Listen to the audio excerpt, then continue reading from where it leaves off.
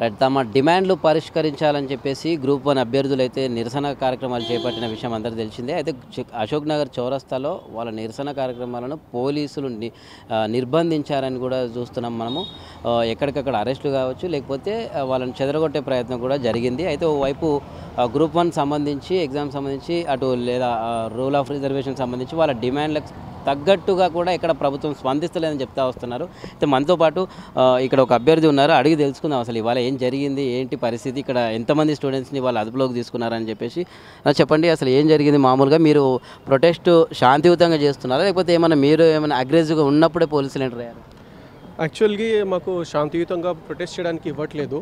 So police వాళ్ళు ఏంటంటే వెళ్ళి నార్మల్గా నడుస్తున్నప్పుడే మాకు తొందరగా తీసుకుంటున్నారు.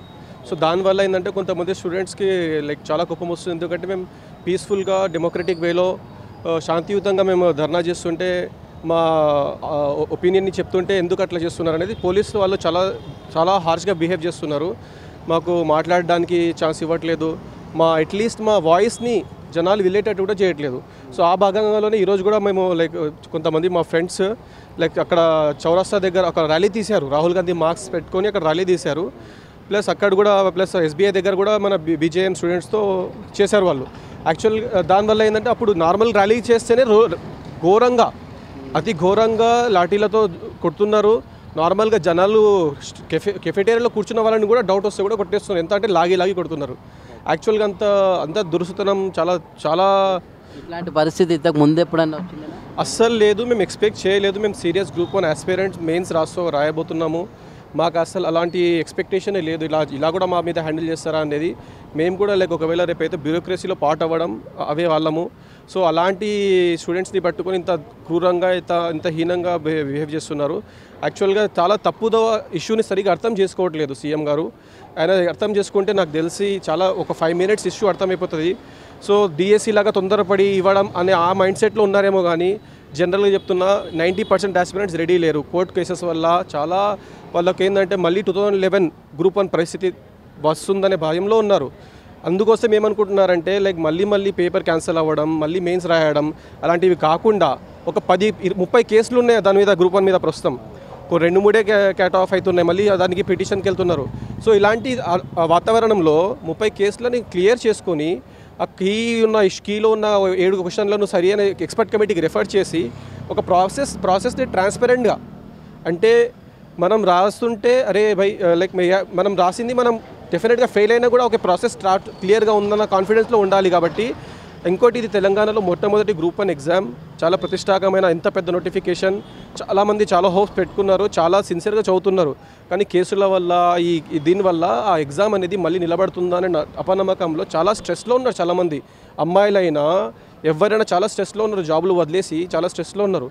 సో ఇలాంటి పరిస్థితుల్లో గవర్నమెంట్ మా సైడ్ నుంచి కన్సిడర్ చేసి ఒక 2 months ఈ పక్కా తీసి ఈ కేసులన్నీ క్లియర్ చేసి ఎగ్జామ్ పెడితే మేము సంతోషంగా రాస్తాం. పాస్ అయినా పాస్ అవ్వకపోయినా మాకు సంతోషంగా ఉంటుంది. మేము కాకపోయినా మా వేరే ఆఫీసర్ని ఆయన అర్థమవుతుంది. GO 29లో డెఫినెట్గా సోషల్ రిజర్వేషన్ ఇష్యూ ఉంది.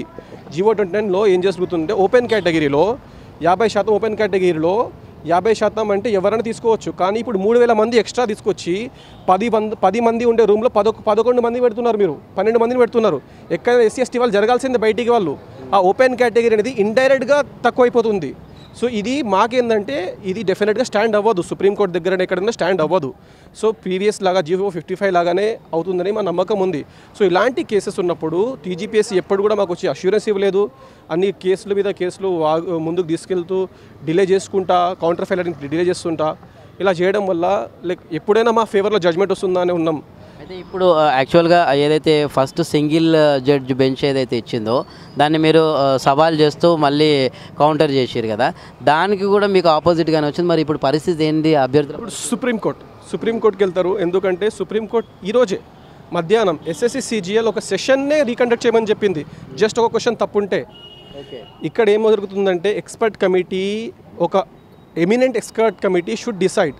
ఈ ప్రజెంట్ ఎక్స్పర్ట్ కమిటీ ఏం చెప్తుందంటే తెలుగు అకాడమీ పుస్తకాలు ప్రామాణికం కాదు, వికీపీడియా ప్రామాణికం, ఒక ఆథర్కి ఫోన్ చేసి కనుక్కుంటున్నారు. సో ఇలాంటి ఇష్యూస్ అది ఎగ్జామ్ క్వశ్చన్ కాదా ఉందా అని. సో ఇలాంటప్పుడు ఇలాంటి కేసెస్లో ఉన్నప్పుడు జనరల్గా ఏంటంటే ఒక ఎమినెంట్ ఎక్స్పర్ట్ కమిటీకి ఇచ్చి వాళ్ళు ఇచ్చిన జడ్జ్మెంట్ తీసుకుంటే ఒక్క క్వశ్చన్ డిలీట్ అయినా లిస్ట్ చేంజ్ అయిపోతుంది అన్న. లిస్ట్ చేంజ్ అయిపోయి మళ్ళీ మెయిన్స్ రాయాలి. ఆ మెయిన్స్ 2.0 మళ్ళీ రాయాలన్న మానసిక శుభలో మేము 3 సార్లు prelims రాసాము.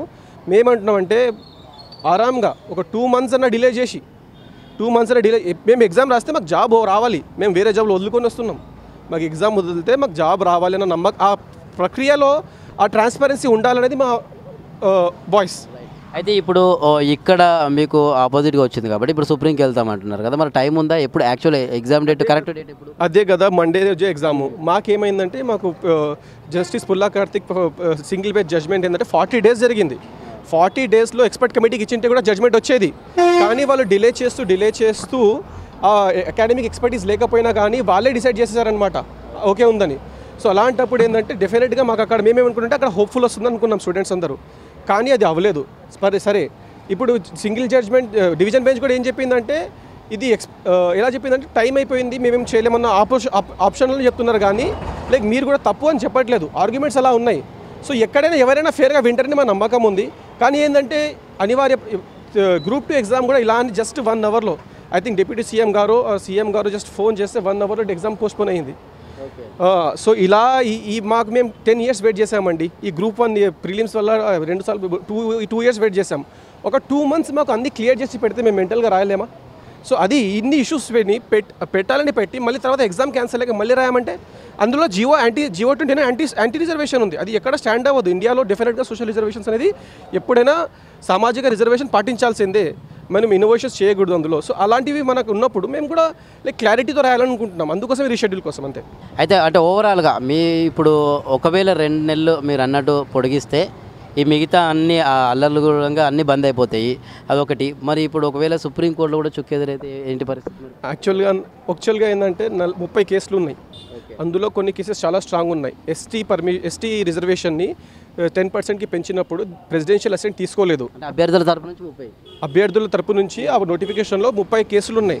One of the ST రిజర్వేషన్ని ప్రెసిడెన్షియల్ పర్మిషన్ తీసుకోకుండా మేమేమి నమ్మకంలో ఉంటే ఇలాంటి కేసులు ఇన్ని ఉన్నాయి. ఏదో ఒకటి డెఫినెట్గా లైక్ స్పోర్ట్స్ కేటగిరీ స్టూడెంట్స్ని ఏ జోన్లో multi-zone 1 multi-zone 2 non local category అలా కాకుండా పెడుతున్నారు. సో అలాంటప్పుడు ఇలాంటి ఇన్ని కేసుల్లో ఉన్నప్పుడు కేసు కూడా కీలో డెఫినెట్గా 1 or 2 క్వశ్చన్ డిలీట్ అయినా మొత్తం లిస్ట్ చేస్తుంది. సో మా నమ్మకం ఏంటంటే ఏదైనా ఒక కేసులో డెఫినెట్గా ఈ నోటిఫికేషన్ వల్ల చేంజెస్ వస్తాయి. సో అందుకోసమే ఆ వద్దు మళ్ళీ రాయాల్సిన అవసరం ఉండకూడదు అనే నమ్మకంతో మేము హోప్ఫుల్గా ఉన్నాం.